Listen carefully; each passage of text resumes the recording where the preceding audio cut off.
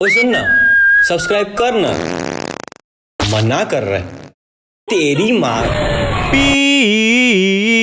Hello hi, क्या हाल चाल। My name is Mohit and I am a copywriter. सिर्फ इतना ही नहीं, मैं सस्ता कॉपीराइटर, मिडिल क्लास कॉपीराइटर से भी बुलाया जाता हूँ। Before I start the generator, आप ये बताओ आपके घर में कौन सा घी आता है? शुद्ध घी, पर कौन सा? तो मुद्दा आज का आप समझ ही गए होंगे। अब खोलते हैं दुकान का शटर ऑन rejectedideas.com। हाँ, तो कौन सा घी आता है बताया नहीं आपने? डालडा घी, अमूल घी, ऑर्गेनिक A2 घी, अन्वेषण घी, फलाना घी, ढिमड़ा घी। अगर आपकी एज 40 से ज्यादा है तो लेट 80s के हिसाब से आपको सबसे पहला घी यही पता होगा। खाओ गगन, रहो मगन। या फिर ये। पर ईयर 2000 के बाद हर तरह की कंपनीज की नजर घी मार्केट पे गई। जुम करो। और फिर क्या था, जैसे जैसे साल बढ़े घी की ब्रांड्स बढ़ती गई और हर साल एक से एक घी की ब्रांड लॉन्च होती गई।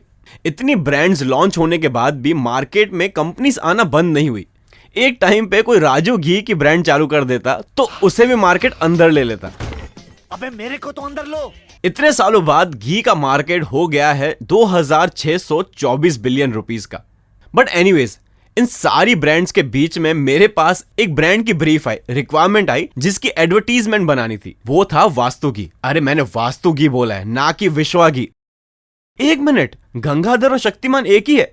नहीं, मैं वास्तु घी की बात कर रहा हूं, जिसकी मार्केट चलने के बाद ऐसी छोटी कंपनीज सेम ब्रांडिंग पैकेजिंग के साथ मार्केट में उतरती है, जैसे उनकी गुडविल का फायदा उनको मिल सके। फॉर एग्जांपल, जैसे बहुत साल पहले करिश्मा कपूर की मूवीज चल रही थी तो किसी ने करिश्मा सुपारी निकाल ली। सनी लियोनी की भी मूवीज चलती थी, इट्स जस्ट दैट वो रिलीज नहीं होती थी, पर उसके नाम के सनी टू व्हीलर निकाल ली। जैसे हर कोई सनी को सिर्फ ख्वाबों में नहीं, हकीकत में भी राइड कर सके।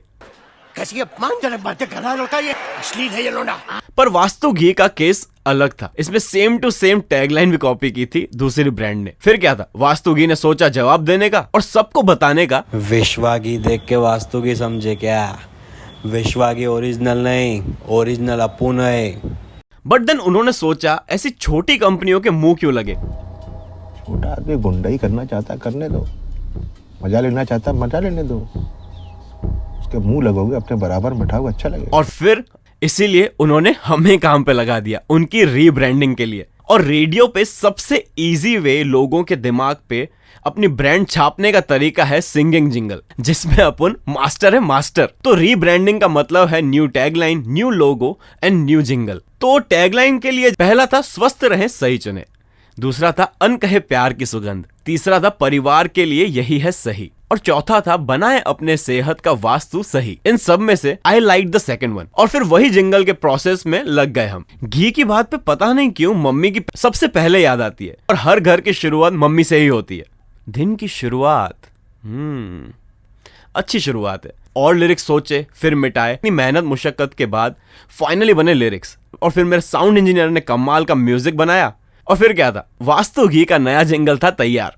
अपनों की बातें बिन कहे समझ जाते, हर सुबह उनकी महक से उठ जाते, सेहत का ख्याल टिफिन में सजा के चेहरे पे स्माइल दे जाते हैं। अब चिंता क्या करनी जब वास्तु घी है घर घर में। एक चम्मच सेहत के लिए और दूसरी चम्मच अनकहे प्यार के लिए। वास्तु घी, अनकहे प्यार की सुगंध। I don't know what is wrong with this jingle or the idea or the tagline, क्योंकि फिर कभी न क्लाइंट का मैसेज आया ना ही फोन आया। तो जो भेजी थी दुआ की जगह जिंगल, उसकी कहानी ब्लू टिक पे ही खत्म हो गई।